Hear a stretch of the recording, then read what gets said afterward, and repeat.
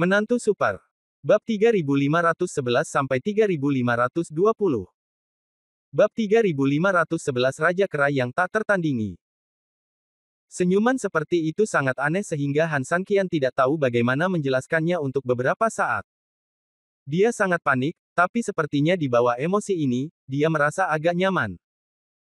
Sungguh luar biasa melihat dua emosi yang sangat kontradiktif dalam satu senyuman, namun hal itu tidak membuat orang merasa tidak nyaman sama sekali, bahkan Han Sanqian hampir tertawa bersamanya saat ini. Anda datang. Tiba-tiba, pada saat ini, sebuah suara terdengar di telinga Han Sanqian. Suaranya sangat jelas, seolah-olah dibisikkan di telinga seseorang, atau dibisikkan di kejauhan. Realitas dan ilusi bercampur menjadi satu. Agak aneh dan mendadak, tetapi sepertinya juga seorang kenalan dan teman sedang mengobrol riang dengan Anda. Apakah kamu berbicara? Han Sanqian menatap monyet giok itu dan sedikit terkejut sesaat. Siapa yang ngomong sama kamu, penting. Yang penting kamu ada di sini ya. Suara itu sangat datar, tanpa emosi apapun. Namun, apa yang dia katakan masuk akal, bagaimana saya bisa sampai di sini? Dan di manakah tempat ini? Kamu seharusnya lebih tahu dariku bagaimana menuju ke sini, kan? Mengenai di mana ini, apakah itu penting? Han Sanqian sangat ingin melawan, tapi untuk sesaat dia tidak tahu bagaimana cara berbicara, lagi pula dia sangat tertekan, jadi dia mengobrol lama dan merasa kesepian bukan? Haha, jangan tidak sabar, dan jangan merasa tidak puas. Segala sesuatu ada takdirnya, dan semua sebab mempunyai segala macam akibat. Hal yang sama berlaku untuk makan, dan hal yang sama berlaku untuk minum seteguk air. Apakah tepat? Han Sanqian mengangguk, dan itu memang benar. Haha, apapun yang aku katakan adalah apa yang aku katakan. Sepertinya kamu tidak lebih dari itu. Aku. Han Sanqian sangat tertekan dan dipukuli sampai mati. Namun, semakin dia mengatakan ini, semakin mampu Han Sanqian menahan amarahnya. Setelah menarik napas dalam-dalam, Han Sanqian tiba-tiba tersenyum, bukan begitu. Jika bukan ini masalahnya, menurutku aku tidak akan berada di sini, dan kamu tidak akan berada di sini, kan? Setelah Han Sanqian selesai berbicara, jelas ada keheningan di sekelilingnya. Han Sanqian tidak memiliki ekspresi di wajahnya, tidak marah atau senang, dia hanya memandang monyet itu dengan acuh tak acuh. Meskipun dia tidak pernah mengakui bahwa dia adalah monyet, Han Sanqian pada dasarnya telah memutuskan bahwa suara yang berbicara pastilah suara itu. Kedua, jika dia bersikeras mengatakan ini, Han Sanqian dengan sendirinya akan melawannya, lagi pula, seperti kata pepatah, Anda tidak boleh kehilangan momentum. Menarik. Dia berbicara perlahan, seolah tersenyum, jika saya mengatakan tidak, itu bertentangan dengan akal sehat, tetapi jika saya mengatakan ya, maka Anda pasti akan mengatakan bahwa saya tidak sama dengan Anda, dan itu akan terjadi. Apapun yang orang lain katakan, itu memang benar. Apa? Han Sanqian tersenyum tipis, tidaklah kasar untuk kembali tetapi tidak membalas. Haha, kenapa, menurutmu kamu pintar setelah memainkan beberapa trik cerdik? Aku tidak tahu dari mana kamu mendapat kepercayaan diri seperti itu. Saya tidak pernah bilang bahwa saya menganggap diri saya pintar. Kalau saya tersenyum, saya hanya tersenyum. Itu hanya kurangnya rasa percaya diri. Hanya mereka yang tidak memiliki wajah untuk melihat orang lain yang hidup di dunia dengan harga diri rendah, bukan? Han Sanqian jelas menganggap serius kata, wajah, dan sarkasme rahasianya jelas terlihat dengan sendirinya. Apakah kamu mengejekku karena hanya berani berbicara tetapi tidak muncul? Dia jelas mendengar arti kata-katanya dan berkata sedikit tidak puas. Saya hanya berbicara tentang orang yang tidak percaya diri. Apa hubungannya ini dengan Anda? Atau Anda hanya orang seperti itu? Jika demikian, maka saya tidak akan meminta maaf, karena saya berbicara tentang orang, bukan monyet. Han Sanqian berkata dengan lembut. Setelah beberapa patah kata, terjadi keheningan lagi, sepertinya Han Sanqian benar-benar telah memukulinya hingga dia tidak bisa berkata apa-apa. Tiba-tiba, pada saat ini, monyet-monyet yang sedang bermain sendiri tiba-tiba meletakkan apa yang sedang mereka lakukan, atau apa yang mereka lakukan, berhenti satu persatu, dan kemudian menatap Han Sanqian dengan mata yang sangat aneh. Lewat sini. Bab 3512 Kekuatan 6 Monyet.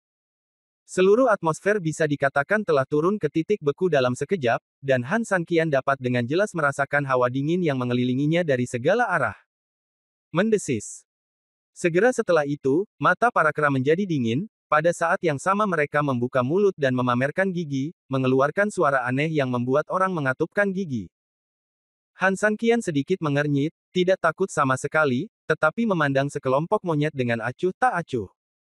Pada saat ini, 6 ekor kera besar perlahan berdiri dari kelompok kera tersebut. Masing-masing sangat kuat sehingga hanya dengan melihatnya saja akan membuat orang merasa takut. Pupil Han Sanqian juga mengecil. Tentu saja dia akan mengingatnya dengan benar. Keenam monyet ini tidak lain adalah 6 monyet dewa yang dia lihat dari monyet Gio ketika dia masuk. Han Sanqian sedikit tertekan. Dia ingin diejek olehnya jika dia mau, tetapi berbalik melawannya jika dia tidak mau. Apakah dia berencana menggunakan kekerasan sekarang? Berbalik sedikit ke samping, Han Sanqian berteriak pelan, apa? Kami tidak setuju satu sama lain, apakah Anda akan mengambil tindakan? Tidak masalah apakah kita bergabung atau tidak. Yang penting aku hanya ingin memberimu pelajaran. Begitu dia selesai berbicara, 6 monyet besar itu bergegas menuju Han Sanqian. Arwah kera itu pandai bergerak. Kuncinya kera-kera ini berukuran besar dan kekuatannya tidak kecil. Keenam tongkat itu masing-masing sepertinya tidak lebih dari diameter pipa baja, namun ketika masing-masing tongkat dipukul, tanah berguncang dan bebatuan hancur berkeping-keping. Selain itu, metode serangan mereka sangat ganas dan mereka tidak menggunakan pertahanan apapun. Ketika 6 monyet bergabung, Han Sanqian didorong mundur terus-menerus, tidak mampu melawan. Kadang-kadang dia ingin menyerang, tetapi berhasil dihindari oleh tubuh fleksibel mereka. Ini benar-benar membuat frustrasi. Han Sanqian sangat pintar untuk sementara waktu. Seiring berjalannya waktu, Han Sanqian dengan cepat dikepung oleh 6 ekor kera, 6 tongkat panjang itu datang dan pergi, menyebabkan Han Sanqian melompat-lompat. Namun, setelah melompat-lompat, Han Sanqian masih mengamati dengan cermat pergerakan ke-6 kera tersebut dengan tergesa-gesa. Tapi sejujurnya, semakin saya melihatnya, saya menjadi semakin terpesona, dan semakin saya melihatnya, semakin saya terpaksa berada di sudut buta. Tidak ada gunanya memiliki mulut yang keras. Hanya jika Anda memiliki keterampilan barulah Anda memiliki keterampilan yang nyata. Suaranya muncul dengan tepat, namun meskipun nada suaranya tampak normal, namun terlalu normal, dan membuat siapapun yang mendengarnya merasa sangat terhina. Hal yang sama juga terjadi pada Han Sanqian. Namun, dia tahu bahwa di saat seperti ini, semakin banyak alasan yang dia butuhkan, semakin sedikit dia bisa terpengaruh oleh emosi. Tiba-tiba, secercah cahaya muncul di mata Han Sanqian. Lalu, Han Sanqian tiba-tiba tersenyum licik. Memikirkan hal ini, Han Sanqian tiba-tiba menggerakkan langkah ilahi Taiksu, dan kemudian pedang ilahi 72 arah dengan ganas menyerang monyet dengan tali merah di kepalanya. Pada saat yang sama, menggunakan perlindungan dari Immortal Swan Armor dan Frost Jade Armor, dia langsung menyerangnya dengan panik. Di saat yang sama, dia memaksakan jarak darinya. Detik berikutnya, setelah Han Sanqian keluar dari pengepungan, dia tidak lagi menganggur, apalagi sekadar bertahan. Semua keterampilan dilemparkan dengan liar seolah-olah itu gratis. Ketika keterampilan diaktifkan, api surgawi dan bulan muncul, 72 pedang ilahi, keterampilan magis tanpa fase, dan 10 keterampilan magis teratas yang baru saja dipelajari dari 10 dewa senior yang sejati semuanya didakwa dengan angka 6. Monyet itu menghancurkannya. Keenam kera itu juga garang. Bahkan dalam menghadapi serangan gila Han Sanqian, mereka tidak takut sama sekali. Melihat keenam kera itu hendak mengepung mereka lagi, Han Sanqian tidak takut. Yu Huang dan Fenji menyerang dan bertahan secara berurutan. Dengan kekuatan Fenji, pedang giok di tangan Han Sanqian dikombinasikan dengan roda bulan api langit juga sangat kuat, dan dia tidak menderita kerugian sama sekali melawan 6 kera dewa.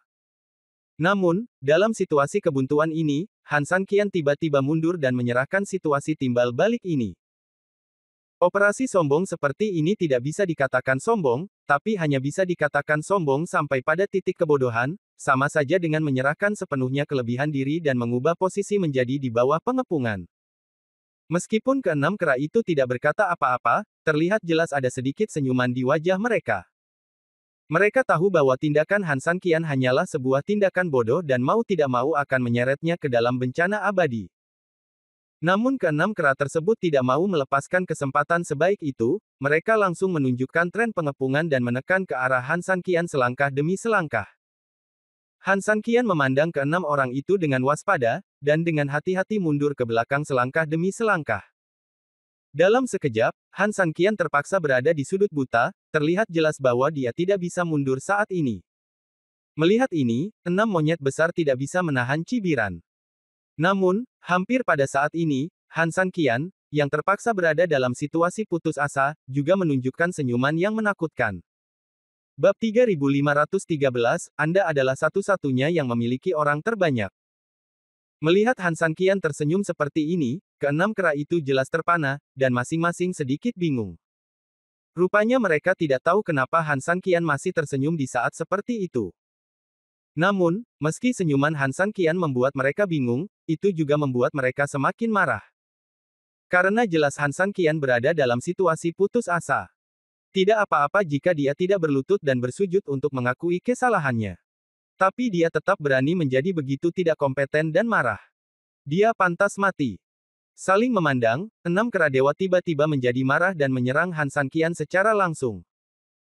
Han Sanqian juga berada pada saat ini, dengan tatapan tajam di matanya, dan dia berteriak dengan dingin, apakah menurutmu hanya kamulah satu-satunya yang memiliki orang terbanyak? 6 lawan 1. Maaf, aku punya 8. Begitu dia selesai berbicara, Han Sanqian tiba-tiba berteriak dan mengeluarkan tubuh emas Dao. Menghadapi 8 sosok besar yang tiba-tiba muncul dari Han Sanqian, keenam monyet itu juga tercengang. Tapi segera setelah mereka tercengang, 7 dari 8 tubuh emas bergegas menuju 6 kera dewa. Keenam kera besar itu buru-buru mengambil tongkat panjangnya dan memukulnya secara acak. Sesaat, suara dentuman terdengar. Namun yang mengejutkan keenam kera besar tersebut adalah ketujuh tubuh emas tersebut tidak mundur sama sekali ketika dipukul dengan tongkat panjang. Mereka seperti 7 manusia batu. Mereka tidak menderita sakit apapun dan terus menanggung kerusakan yang semakin parah. Dekat. Seolah-olah mereka, sekelompok master, tiba-tiba bertemu dengan pendatang baru yang tidak tahu seni bela diri sama sekali, dan mereka bergegas ke atas. Ini benar-benar melanggar aturan, sehingga ketika dihadapkan dengan mendekatnya tubuh 3000 emas Han, keenam monyet itu tiba-tiba mundur secara serempak. 3008 tubuh emas Han sendiri berbagi kebencian yang sama dan membangun tembok pertahanan. Mereka memiliki dampak tertentu pada serangan fisik langsung seperti tongkat panjang. Ditambah dengan kekuatan penuh dari baju besi misterius abadi dan baju besi giok es, Han Sanqian adalah memang memenuhi syarat untuk menggunakan cara bodoh ini untuk mengamuk. Keenam kera besar untuk sementara kewalahan oleh kekuatan brutal ini, dan hal ini dapat dimengerti. Melihat mata keenam monyet besar itu kini dipenuhi kewaspadaan dan sedikit kebingungan, mata Han Sanqian bahkan menampakkan senyuman.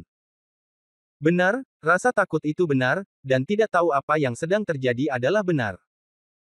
Dengan cibiran di dalam hatinya, ketujuh tubuh emas itu tidak hanya tidak menahan diri sama sekali, melainkan malah meraung serempak dan bergegas menuju 6 kera dewa. Keenam kera itu sedang berkelahi, kaki mereka sudah berjaga-jaga, tongkat panjang di tangan mereka sudah diayunkan menjadi bulat, ketika mereka melihatnya, mereka melangkah maju dan saling memukul dengan tongkat mereka. Bang bang bang. Keenam tongkat itu dihancurkan menjadi satu, menyebabkan tubuh emas Han Sanqian bau bergetar sesaat dan muntah darah. Tapi Han Sanqian tidak hanya tidak menunjukkan tanda-tanda kesakitan sama sekali, dia bahkan tidak mengambil langkah mundur. Sebaliknya, dia menjadi marah dan menerkam makanan seperti harimau. 7 tubuh emasnya saling membantu, dan masing-masing monyet dewa menggunakan emas dia langsung memeluknya. Jika ada teman Han Sanqian yang hadir di tempat kejadian saat ini, tidak peduli apakah dia tahu seni bela diri atau tidak, atau apakah dia tahu cara berlatih, dia mungkin akan merasa malu, dan kemudian memasukkan wajahnya ke dalam sakunya. Tidak melihat apa yang dia lakukan. Yang bersih. Ini sangat menarik. Ini hanyalah perilaku sembrono dari orang-orang yang tidak tahu cara berlatih. Anda memang dapat memeluknya dalam pelukan ini, tetapi tubuhnya telah dipukul terus-menerus dalam prosesnya. Ketika orang tersebut pulih sedikit dan melepaskan diri, akan menjadi keuntungan yang sangat besar untuk melakukan serangan baru terhadapnya. Putaran serangan. Jika Anda tidak bisa mengalahkan orang lain, lupakan saja. Jika Anda memiliki penguntit yang gigih, Anda bisa bertahan. Lagi pula, seperti kata pepatah, jika saya tidak bisa menjadi lebih baik, Anda tidak bisa berharap untuk bahagia. Namun melakukan hal ini ketika situasinya seimbang akan tampak sulit dipercaya dan sama sekali tidak masuk akal. Ini seperti Anda sedang memotong dengan seseorang, tetapi tiba-tiba Anda meletakkan pisau dapur. Meski meninggalkan tubuh emasnya, serangan ini jelas tidak bisa menimbulkan ancaman besar bagi keenam kera keramat tersebut, apalagi jika bisa mengancam salah satu kera, bagaimana dengan 5 kera keramat lainnya. Namun, bagi Han San Qian, dia merasa itu normal, jika tidak, jika dia ingin tiba-tiba mengendalikan mereka ketika mereka berimbang, bukankah itu sama dengan omong kosong dan mimpi? Ya, Han San Qian tentu tahu lebih baik dari siapapun bahwa melakukan pengorbanan sebesar itu sebagai imbalan untuk memegang 6 kera suci sangatlah singkat sehingga nilai ini bisa diabaikan. Tapi ini sudah cukup. Siapapun yang berbisnis tidak ingin menderita kerugian dalam bisnisnya, bukan? Saya tidak terkecuali. Han San Qian memandang 6 monyet sambil tersenyum. Detik berikutnya, dengan Han San Qian tiba-tiba, mata 6 monyet dan 12 monyet tiba-tiba melebar. Bab 3514, untuk menangkap pencuri, Anda harus menangkap raja. Saya melihat sosok Han San Qian tiba-tiba berubah, dan setelah menjadi ilusi, dia tiba-tiba menghilang di tempat. Ketika keenam kera itu menatap dengan mata terbelalak, bertanya-tanya siapa yang akan dipilih orang ini sebagai orang yang tidak beruntung untuk melakukan serangan diam-diam, dan segera membuat postur bertahan dan bersiap untuk melawan, keenam kera itu tiba-tiba tidak merasakan niat untuk menyerang. Ketika dia melihat sesuatu yang aneh, keenam monyet dewa itu tiba-tiba menyadari sesuatu dan berbalik dengan tergesa-gesa. Benar saja, di belakang mereka, cahaya keemasan telah melesat jauh dan menuju ke arah monyet giok. Keenam kera tersebut terkejut, dan mereka berusaha sekuat tenaga untuk melepaskan diri dari tubuh emas yang mengelilinginya. Hal ini hampir tanpa banyak usaha, karena tubuh emas tersebut musnah dengan sendirinya saat ini karena Han San Qian menarik kekuatannya. Tapi saat ini, jelas sangat sulit bagi mereka untuk mengejar lagi. Mereka baru mengejar belasan meter, tapi Han San Qian sudah berbalik, dan pedang giok langsung dipasang di leher monyet giok. Bukannya monyet giok tidak pernah berpikir untuk melarikan diri, tapi Han San Qian sudah menduga ini. Oleh karena itu, ketika terbang di atasnya, Han San Qian akan segera melepaskan tubuh emasnya, dan langsung menggunakan tubuh tunggalnya untuk mengaktifkan langkah ilahi Taiksu, meningkatkan kekuatannya dan menghentikan monyet giok secara langsung dan tegas. Melihat pedang panjang di leher monyet giok, keenam kera ganas itu segera berhenti dan membuka tangannya untuk memberi isyarat kepada Han San Qian agar tidak main-main. Mereka tidak agresif saat ini. Kamu kalah. Han San Qian memandang monyet giok dengan acuh tak acuh dan berkata dengan dingin, tentu saja, kamu juga dapat mengabaikan nomor tersebut dan memulai dari awal. Bagaimanapun, dalam adegan ilusi ini, tidak sulit bagi semua orang, tetapi mereka hanya mencoba untuk mencari cara untuk menyerang satu sama lain dan membuang-buang waktu. Sepertinya kamu mengerti, Jade Monkey tersenyum lembut tanpa rasa takut sedikit pun. Saya hampir mengira ini pertarungan sungguhan, tapi ketika saya memikirkannya dengan hati-hati, saya mengerti, kata Han San Qian. Hahaha. Monyet giok terkekeh pelan dan mengangguk. Hampir seketika, 6 kera dewa yang perkasa berubah menjadi kepulan asap dan menghilang dari tempatnya. Ya, ini adalah permainan fantasi berdasarkan apa yang Anda dan saya pikirkan dalam pikiran kita dan sesuai dengan keadaan sebenarnya. Sekarang setelah Anda melihatnya dan menang, tentu saja, tidak perlu terus bermain. Pokoknya, aku sudah muak dengan penampilanmu. Setelah mengatakan ini, monyet giok mengabaikan pedang yang diletakkan Han San Qian di lehernya, berbalik dengan santai dan berjalan menuju pohon. Han San Qian menyingkirkan pedang gioknya, dari awal sampai akhir, dia tidak berniat membunuh monyet giok itu. Dia pandai menyerang dan bertahan. Dia bisa tetap tenang dalam menghadapi pengepungan. Dia cukup terlatih dan cakap, tapi dia juga tahu untuk tidak menggunakan kekerasan. Dia memiliki temperamen yang baik. Satu-satunya kelemahan adalah kemahirannya tidak cukup, setiap keterampilan masih dalam tahap awal, dan tidak dapat menampilkan keterampilan yang seharusnya dimilikinya. Sama seperti seorang anak kecil yang baru belajar berjalan, jika kamu bertemu lawan biasa, kamu bisa menggunakan kecerdasan dan pemahamanmu tentang metode untuk menang, tapi Han Sanqian berkata, tetapi ketika menghadapi master sejati dan menghadapi kekuatan absolut, semuanya hanyalah omong kosong. Han Sanqian sendiri mengetahui hal ini dengan sangat baik, dan dia tidak pernah menyangkal fakta ini. Apalagi Han Sanqian menganggap tidak memalukan menghadapi kekurangan diri sendiri, sebaliknya di mata Han Sanqian, menghadapi masalah sendiri bisa lebih membantunya menyelesaikan masalah. Ya, meskipun tingkat kultivasimu tinggi, kamu telah mengumpulkan sangat sedikit sehingga tubuhmu sekarang tercampur. Setelah mengatakan ini, dia menggerakkan punggung tangannya dan meraih seikat batang pohon kecil yang layu di tanah. Batangnya tidak besar, tiap dahannya hanya berukuran setengah jari kelingking, sepertinya ada 7 atau 8 dahan, ia pegang di tangannya, tetapi tidak tersusun rapi. Sama seperti cabang ini. Setelah mengatakan ini, dia menaruh sedikit kekuatan di tangannya, dan banyak cabang di tangannya patah. Tapi, dia tersenyum, menggerakkan tangannya lagi, meraih segenggam dahan lagi, memainkannya, dan berkata, tetapi bagaimana jika kita bisa memasukkannya ke dalam satu bungkusan? Setelah selesai berbicara, dia menyerahkan ranting halus itu kepada Han Sanqian, dan pada saat yang sama, dengan sedikit senyum di matanya, apakah kamu tertarik? Bab 3515, Bimbingan Dewa Monyet. Han Sanqian mengerutkan kening, apakah Anda punya metode? Bukankah aku baru saja meluruskan dahannya? Tanyanya. Han Sanqian tampak tidak berdaya. Oke, aku bercanda denganmu, dia tersenyum, lalu berjalan pergi, karena kamu tertarik, ikutlah denganku. Setelah mengatakan itu, dia tidak peduli apakah Han Sanqian setuju atau tidak, dia menendang kakinya dan berjalan dengan santai menuju kejauhan. Han Sanqian segera mengikuti. Seekor kera dan satu orang, satu di belakang yang lain, lalu bergerak maju terus, melewati hutan buah-buahan, menuju pegunungan tak jauh dari situ.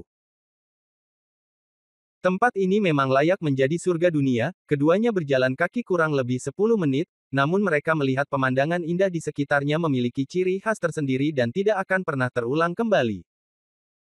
Tempat seperti ini memang ada dalam imajinasi dan seharusnya tidak ada dalam kenyataan. Monyet giok sepertinya telah membaca pikiran Han Sanqian, dia berjalan di depan tanpa menoleh ke belakang, dan hanya tersenyum ringan, ini bukan dunia khayalan. Dulunya adalah tempat nyata.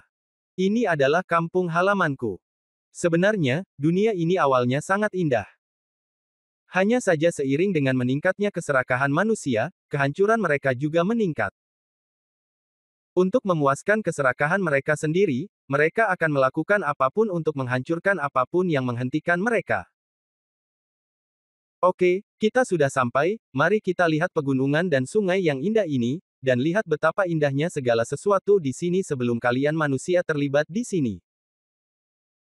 Setelah mengatakan itu, ia berdiri di puncak gunung, melihat ke bawah, mau tak mau aku membuka tangan, menikmati kebebasan dan merangkul dunia. Ketika Han Sanqian mengikuti dari belakang, matanya dipenuhi dengan pemandangan dunia bawah yang berbintik-bintik dan indah, penuh kehidupan, dengan berbagai hewan kecil berlarian di antara bunga merah dan dedaunan hijau, dan atau terbang di dalamnya, dan bersama dengan pemandangan sekitar yang indah, menciptakan dunia kerang yang berbeda. Bahkan Han Sanqian tidak bisa menahan nafas saat ini. Itu begitu indah. Monyet giok tidak berbicara, dia hanya tersenyum dan terus menghargai semua yang ada di depannya. Sama seperti ini, satu orang dan satu monyet berdiri dengan tenang di puncak gunung, menghadap pemandangan indah seluruh bumi. Semenit berlalu. 10 menit telah berlalu. 20 menit telah berlalu. Han Sanqian merasa semuanya hampir berakhir, namun sayang monyet giok itu masih melihatnya, untuk beberapa saat ia terlalu malu untuk mengganggunya, sehingga ia hanya bisa terus menonton bersamanya. Secara bertahap, 20 menit berlalu. Jika Han Sanqian menunggu dengan sabar karena kesopanan sebelumnya, sekarang Han Sanqian kurang lebih tidak sabar. Lagi pula, betapapun indahnya pemandangan, jika terus-terusan menatapnya, tidak akan sama lagi.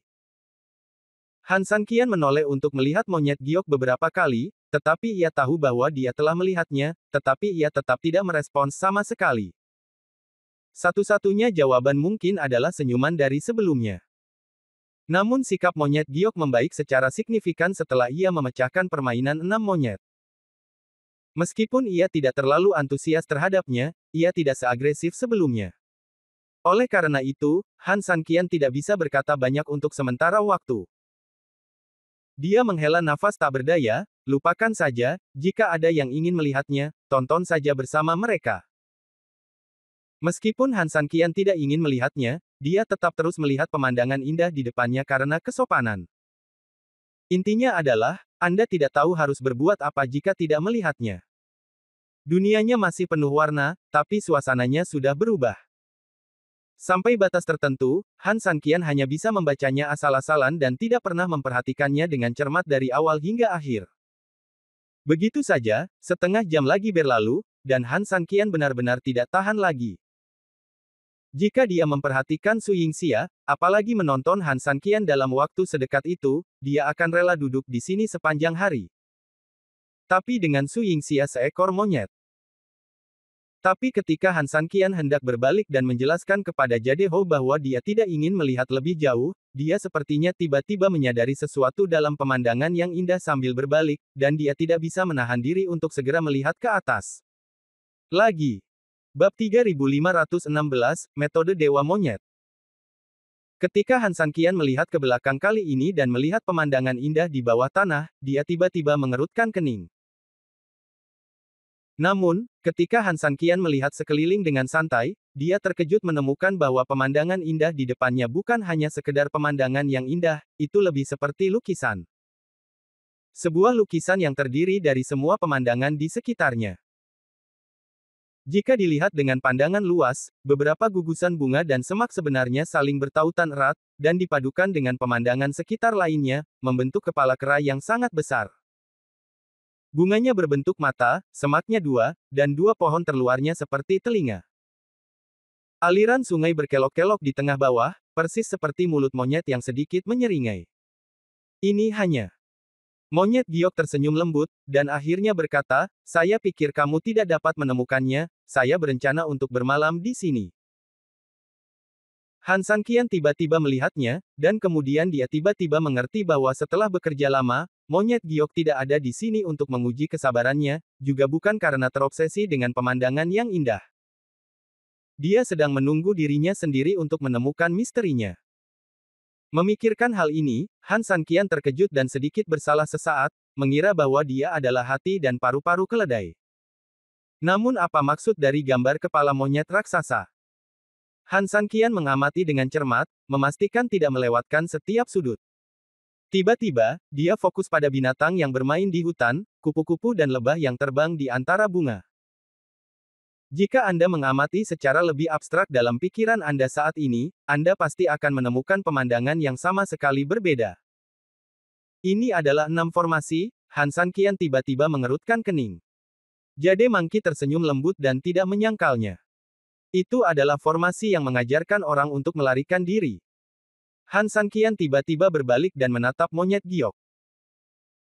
Monyet giok masih tersenyum, tapi kali ini dia membuka mulutnya sedikit, karena aku mengajarimu formasi, kenapa kamu tidak mengamati dan mempelajarinya dengan hati-hati, daripada berlari menemuiku? Kenapa, aku sudah mengajarimu caranya untuk mempelajari dan menghancurkan formasi di wajahku. Mendengar sarkasme tersebut, Han Sanqian tidak marah, malah setelah diingatkan, ia buru-buru mengalihkan perhatiannya ke tempat kejadian. Segera setelah itu, dia dengan cepat mengingat seluruh peta besar di benaknya, dan kemudian menyusun arah dari hewan kecil, kupu-kupu, dan lebah ke dalam garis-garis yang digambar di peta untuk diamati dengan cermat. Ini adalah salah satu metode belajar Han Sanqian, ia juga percaya bahwa belajar dengan menghafal tanpa mengetahui cara yang benar adalah pembelajaran yang paling bodoh, dan seringkali hasilnya setengah dari hasil dengan setengah usaha.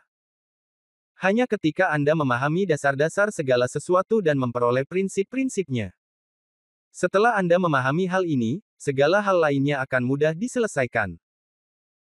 Hanya dengan menggunakan apa yang Anda pelajari sendiri barulah Anda dapat sepenuhnya menguasainya, menerapkan apa yang telah Anda pelajari, dan menyelesaikan tugas serupa. Menarik kesimpulan dari satu contoh.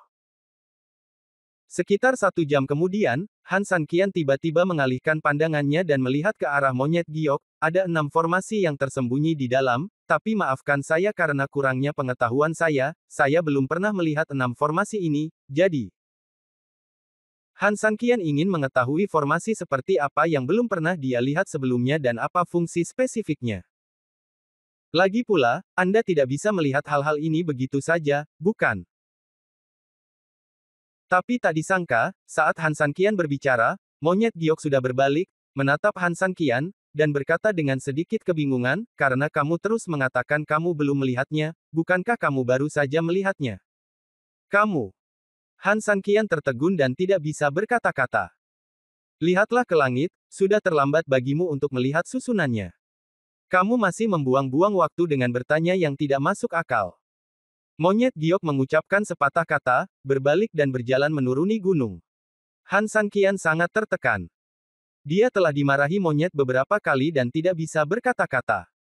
Dia pernah melihat monyet bermain trik sebelumnya. Kapan dia pernah melihat monyet mempermainkan manusia? Namun karena merasa tertekan, Han Sanqian tetap mengikuti jejak monyet giok dan perlahan berjalan menuruni gunung. Setelah beberapa saat, keduanya kembali ke hutan buah-buahan. Monyet-monyet itu masih bermain-main dengan gembira, dan pemandangannya sangat membahagiakan.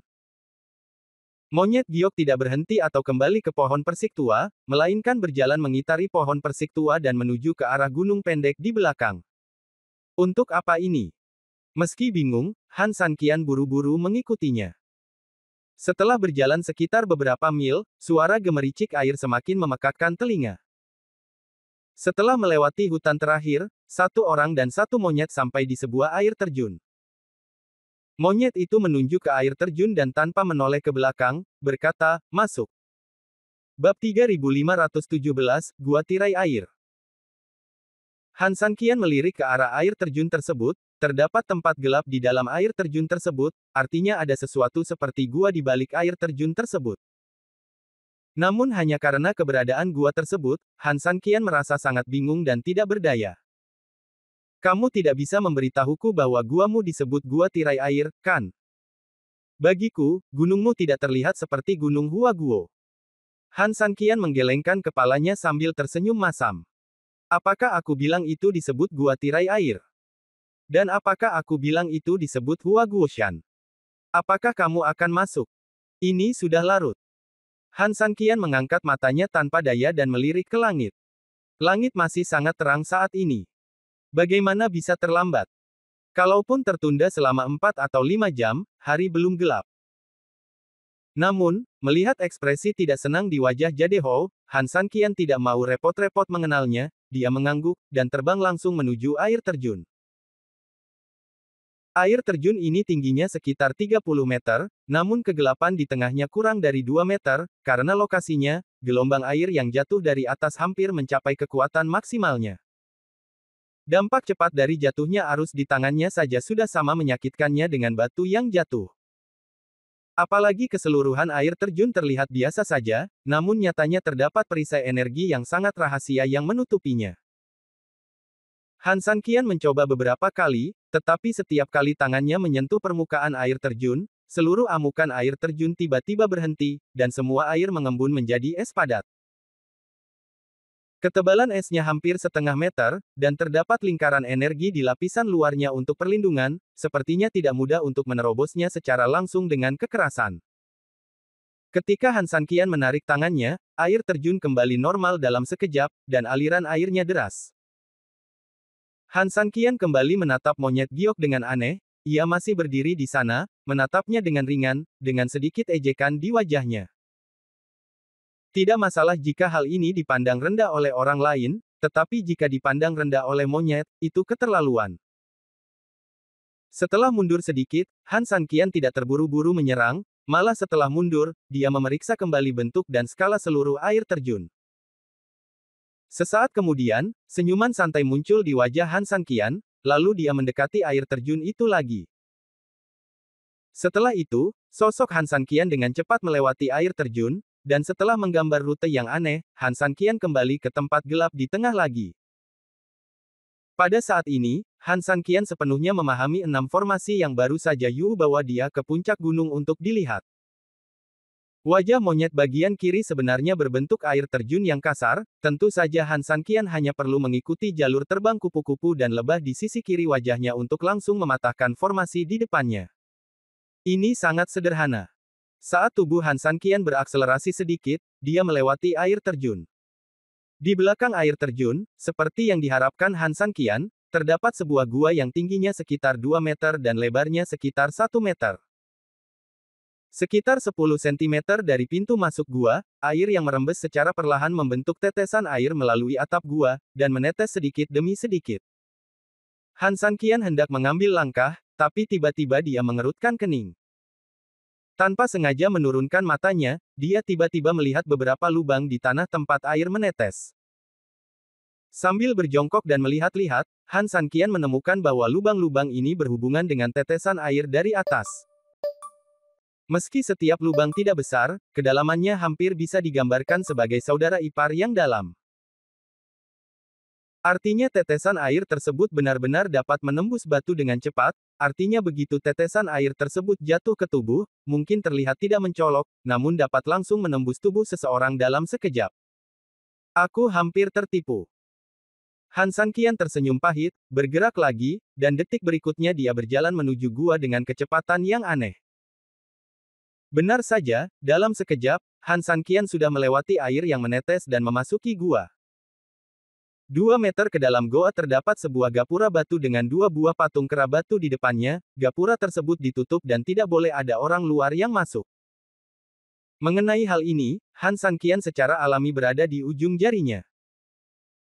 Dia menggunakan apa yang baru saja dia pelajari untuk digunakan secara fleksibel, yaitu menggunakan tangannya untuk mengendalikan 2 monyet batu. Dia menutup matanya sedikit, dan beberapa garis aneh muncul di benaknya lagi. Seperti yang ditunjukkan di atas, Han Sanqian mengendalikan monyet batu dan melakukan hal yang sama. Saat Han Sanqian menyelesaikan aksinya, pintu batu tiba-tiba terbuka. Bab 3518, Kekuatan Surga. Begitu pintu batu terbuka, sebuah gua tiba-tiba muncul di mata Han Sanqian. Walaupun gua tersebut berada di dalam air terjun, namun yang aneh adalah pemandangan seluruh gua sangat terang. Di tengah gua terdapat seekor kera batu yang memegang tongkat panjang di tangan kirinya dan mahkota antelop di tangannya. Tangan kanan letakkan perlahan pada lutut kanan yang sedikit terangkat. Ini tidak hanya menunjukkan waktu santai, tetapi juga memiliki sedikit kesan mendominasi. Han Sanqian berjalan ke dalam gua dalam satu langkah dan melihat sekeliling, dia melihat bahwa gua itu penuh dengan tanaman merambat hijau dan cukup anggun. Namun pemandangan indah itu hanya bertahan sesaat, tiba-tiba tanaman merambat hijau itu berayun dan berubah menjadi ribuan tangan kurus dan bergegas menuju Han Sanqian. Han Sanqian tidak terburu-buru, memejamkan mata sedikit, dan menggerakkan tangannya perlahan sesuai dengan kepakan dan permainan hewan di rumput. Meskipun tampaknya gerakan Han Sanqian sangat lambat, kebetulan yang sangat kebetulan adalah tanaman merambat hijau itu tidak dapat melukai Han Sanqian sama sekali. Hanya dalam sekitar 10 langkah, Han Sanqian telah tiba di depan patung monyet batu, dan tanaman merambat hijau di sekitarnya tiba-tiba menyusut dan kembali ke postur aslinya. Segalanya kembali tenang. Saya telah melewati 4 jalan, totalnya 6. Jika patung ini dihitung sebagai 1, maka harus ada 1 lagi yang menunggu saya. Han Sanqian membuka matanya sedikit, melihat sekeliling, dan berkata dengan lembut. Begitu dia selesai berbicara, tanah berguncang sejenak, dan dalam sekejap, dia melihat dinding di semua sisi dan dinding di atas kepalanya bergetar ke arahnya. Jelas sekali jika Han Sanqian tidak menghentikannya, kelima tembok ini akan menghancurkannya menjadi bubur dalam waktu kurang dari 2 menit. Namun, Han Sanqian tidak panik sama sekali, dia sudah menghafal 6 formasi di pikirannya, apalagi memecahkannya, sama sekali tidak ada masalah baginya untuk membangunnya sekarang. Jika Anda memiliki tinta di hati, tentu Anda tidak akan takut untuk menulis. Dengan senyuman lembut, Han San Qian bergerak lagi. Yang ditirunya adalah angin sepoi-sepoi yang bertiup dan pepohonan yang bergoyang lembut. Saat dia berguncang, kelima dinding itu maju lebih cepat daripada lebih lambat. Dalam sekejap mata, kelima dinding itu berjarak tidak lebih dari 10 cm dari Han San Qian, dan mereka akan mengubah Han San Qian menjadi pai daging. Namun saat ini, Han San Qian tetap tidak bergerak, hanya bergoyang dengan sangat pelan dan lembut sesuai dengan bayangan pohon dalam ingatannya. Bahkan ada sedikit senyuman di wajah Han San Qian. Ledakan. Kelima dinding itu terdorong lagi, kali ini hampir langsung menyentuh wajahnya, dan jarak antara keduanya hanya bisa digambarkan dalam milimeter. Namun detik berikutnya, terdengar suara gemuruh lagi, dan kelima tembok itu tiba-tiba mundur. Ketika Han San Qian membuka matanya lagi, semuanya telah kembali ke tampilan aslinya. Gua itu masih sangat luas. Meskipun goyangan pohon tampaknya merupakan cara untuk menghancurkan formasi, namun sebenarnya tidak. Karena ayunannya sangat kecil, sepertinya tidak ada cara untuk mematahkan formasi. Yang ingin disampaikan sebenarnya adalah semangat atau mentalitas, stabil seperti gunung Tai, tak tergoyahkan dan tak tergoyahkan. Secara alami, formasinya bisa dipatahkan. Jika aku melawan, kelima tembok ini akan menghancurkanku menjadi bubur tanpa ampun. Setelah Han San Qian selesai berbicara, dia melihat ke arah monyet batu di depannya, yang seharusnya juga dalam formasi. Pada saat yang sama, ini juga merupakan formasi terakhir. Namun, memikirkan metode terakhir untuk menghancurkan formasi ini, Han San Qian tidak bisa menahan senyum pahit dan menggelengkan kepalanya. Sambil menghela nafas, Han San Qian menggelengkan kepalanya tak berdaya, seharusnya tidak seperti ini, tapi anggap saja ini permintaan maafku atas kehancuran umat manusia. Begitu dia selesai berbicara, Han San Qian dengan lembut menurunkan lengan bajunya, lalu berlutut tepat di depan monyet batu. Bunga di tengahnya pernah bergoyang lembut mengikuti angin seperti pohon, namun makna dari pohon tersebut menyampaikan bahwa ia tidak bergerak. Bagaimana dengan bunganya? Tekuk pinggangmu.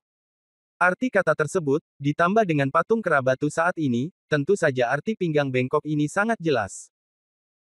Han San Qian tidak mau memuja seseorang yang bukan kerabatnya, apalagi jika itu bersifat memaksa. Namun memikirkan perlunya mematahkan formasi dan hutang darah yang telah dilakukan manusia untuk menangkap monyet generasi ketujuh, Han San Qian memutuskan untuk melakukannya. Jangan melihat kematian Zhang Guoxi, tetapi pikirkan juga dia demi Merkurius. Saat Han San Qian berlutut, patung monyet batu di depannya tiba-tiba bergetar hebat. Setelah beberapa saat, guncangannya berhenti, dan cahaya keemasan tiba-tiba muncul dari mata monyet batu itu. Bab 3519 Wahyu Monyet. Cahaya keemasan ini keluar dari matanya dan menembak langsung ke arah Han San Qian yang sedang berlutut di tanah.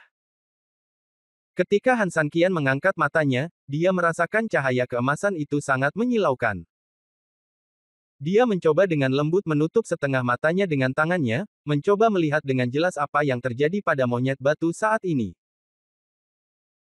Namun sebelum dia bisa melihat lebih jauh, tiba-tiba dia merasakan ada gerakan tiba-tiba di tanah tempat dia berlutut, kemudian mengendur, dan tanah tempat dia berlutut membentuk-bentuk persegi kecil, perlahan turun menuju tanah. Setelah mendarat melalui tanah sekitar 2 meter di belakang, mata Han San Qian bukan lagi sekadar tanah hitam pekat. Sebaliknya, itu adalah gua bawah tanah. Jika gua di atas disebut gua tirai air karena tersembunyi di balik air terjun, maka yang ada di depan Anda mungkin adalah gua tirai air dalam arti sebenarnya. Dinding di atas atap gua hampir penuh dengan air yang menetes ke bawah membentuk tirai air, dan terlalu banyak air di permukaan tanah sehingga membentuk kolam kecil. Tanah di bawah kakinya benar-benar berhenti jatuh, dan Han San Qian berdiri di depan gua Suilian. Panjang gua sekitar 7 meter, dan samar-samar Anda dapat melihat cahaya bintang dan lilin di dalam gua. Dan yang terpenting, Han San Qian samar-samar bisa mendengar suara-suara berbisik di dalam gua. Dengan rasa ingin tahu dan keraguan ini, Han San Qian berjalan perlahan ke dalam. Suara air yang jatuh lirih dan berbisik, serta gemerisiknya yang tak ada habisnya. Samar-samar, sepertinya ada beberapa monyet yang sedang bermain di dalam gua, dan terkadang mereka kembali menatap Han Sanqian dari dalam. Mereka tidak takut, melainkan menunjukkan senyuman ramah seolah melihat seorang teman. Namun dalam sekejap, monyet-monyet itu menghilang lagi, hanya menyisakan seekor monyet besar yang duduk di atas platform batu di tengah gua, menatapnya dengan tatapan dingin. Han Sanqian merasa pusing saat ditatap, ketika dia buru-buru menggelengkan kepalanya dan melihat ke belakang, tidak ada monyet dewasa di sana, itu hanya platform batu yang kosong. Tiba-tiba semburan permainan anak-anak kembali terdengar di telinga saya. Mengikuti suara tersebut, saya melihat beberapa anak manusia berdiri di dinding gua. Mereka memandang Han Sanqian dengan lucu, seolah-olah Han Sanqian adalah. Sepertinya dia adalah melakukan sesuatu yang lucu dengan mereka. Wow! Berdengung. Han Sanqian tiba-tiba melewati tirai air. Setelah suara gemuruh yang besar, telinga Han Sanqian benar-benar ditembus oleh suara gemuruh. Kemudian, ketika dia kembali normal, dia tiba-tiba menemukan bahwa seluruh gua sangat sunyi. Tidak ada apapun di sekitar, tidak ada monyet, tidak ada anak-anak. Bahkan platform batunya pun kosong, belum lagi yang disebut monyet parubaya.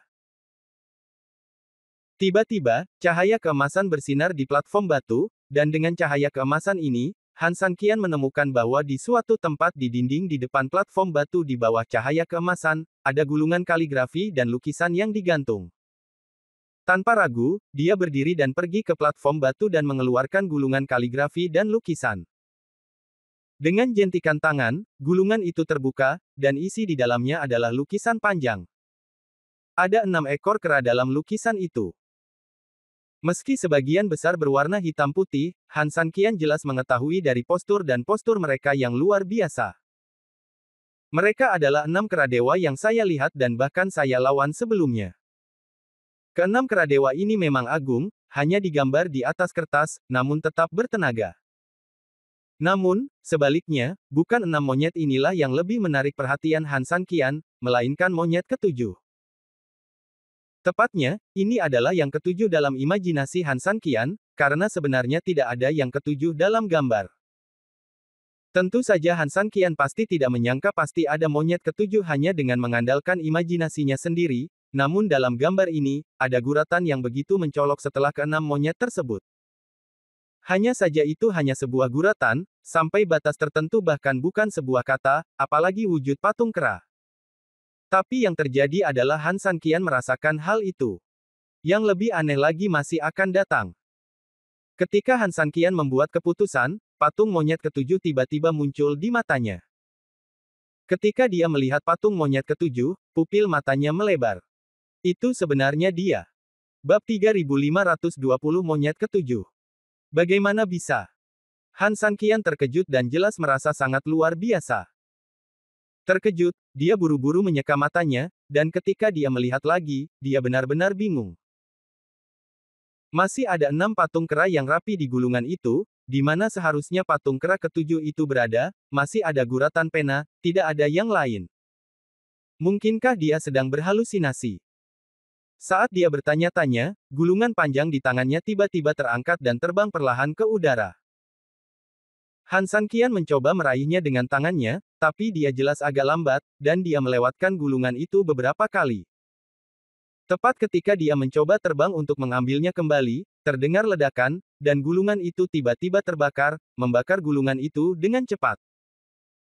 Apinya muncul entah dari mana, tetapi apinya begitu kuat sehingga gulungan itu terbakar hanya dalam sekejap mata, dan potret 6 kera dewa juga tertelan seluruhnya dalam api. Gulungan itu dengan cepat terbakar, dan abunya berjatuhan dari langit dan mendarat di jari Han Sanqian yang terulur. Semuanya hangus. Intensitas api gulungan tersebut juga mulai berkurang, namun saat ini gulungan tersebut hanya seukuran telapak tangan, dan ikut jatuh bersama abunya. Ketika dia melihatnya jatuh dan masih membakar sisa api terakhir, Han Sanqian benar-benar tercengang. Karena pada potongan kertas terakhir yang belum terbakar seluruhnya, Han Sanqian melihat guratan pertama ketujuh pada gulungan itu, dan di bawah guratan pertama, tergambar sosok manusia yang terkejut. Itu bukanlah monyet, tapi manusia seutuhnya. Namun, orang ini Han Sanqian sangat familiar baginya. Karena itu jelas-jelas adalah Han Sanqian sendiri. Saat potongan api terakhir ditelan, sisa kertas gambar benar-benar berubah menjadi abu dan jatuh ke genangan air di tanah, musnah seluruhnya. Namun seluruh hati Han Sanqian tidak musnah, melainkan berdebar kencang karenanya. Potret ketujuh dari 6 kera dewa sebenarnya. Sebenarnya, ini aku. Jika pertama kali mungkin masih ilusi, maka kedua kalinya sama sekali tidak mungkin hanya halusinasi belaka. Han Sanqian sangat terkejut, dia tidak mengerti mengapa ada potret dirinya di potret klan monyet. Menurut apa yang dikatakan manusia Merkurius, monyet roh generasi ketujuh muncul di zaman Zhang Guoxi, dan saya tidak tahu berapa tahun telah berlalu sejak Han Sanqian. Karena sudah lama sekali, kenapa mereka punya potret sendiri di sesuatu seperti silsilah keluarga? Apalagi dilihat dari gambar dan legendanya, keenam kera keramat ini merupakan makhluk teratas dalam marga kera, jadi pencatatannya secara alami mirip dengan kronik manusia. Tapi kenapa dia muncul di daftar karakter Dewa Agung Klan Monyet? Kualifikasi apa yang Anda miliki? Han Sanqian tidak pernah berurusan dengan klan monyet, apalagi kualifikasi, bahkan tidak pernah memasuki pintu. Lalu mengapa hal ini tidak membuat hati Han Sanqian bergejolak? Apa yang sedang terjadi? Ledakan. Tiba-tiba, pada saat ini, ledakan mendadak di belakangnya membawa Han Sanqian kembali ke dunia nyata. Ledakan besar tersebut menimbulkan guncangan yang sangat besar. Bahkan Han Sanqian sendiri terkejut saat ini. Ketika dia tiba-tiba sadar kembali, dia menemukan bahwa platform batu itu tiba-tiba meledak. Seluruh platform batu hampir hancur ke tanah, sehingga saat ini berubah menjadi tumpukan puing. Han Sanqian sedikit mengernyit, seolah dia telah menemukan sesuatu di tumpukan batu. Dia buru-buru berjongkok, menggunakan energi di tangannya, dan setelah benar-benar menyapu tumpukan batu, dia tiba-tiba menemukan bahwa ada beberapa karakter besar yang terukir samar-samar di bagian bawah platform batu. Benar dan salah, benar dan salah, benar dan salah. Kepala Han Sanqian sakit saat membaca 8 karakter besar ini, dan dia benar-benar tidak dapat memahami arti yang tersembunyi di dalamnya. Namun, kata-kata itu tertulis di 2 lantai yang terlihat jelas, sepertinya itu adalah 2 pintu. Han Sanqian mengangkat tangannya, dan benar saja, dengan usaha Han Sanqian, kedua pintu bawah tanah terbuka seketika, memperlihatkan pintu masuk persegi dengan panjang dan lebar sekitar 50 cm. Melihat ke dalam, terowongan di dalam pintu masuk itu dalam dan panjang. Han Sanqian dengan cepat masuk, dan saat terowongan turun sekitar 2 meter, dia mencapai dasar. Setelah berjalan lurus sekitar 100 meter, cahaya terang muncul di depannya. Han Sanqian mengerti bahwa ini seharusnya menjadi pintu keluar gua. Benar saja, ketika Han Sanqian mempercepat langkahnya dan sampai di ujung terowongan, dia melihat pemandangan indah itu lagi, dan sesosok tubuh berdiri di depannya, menunggunya.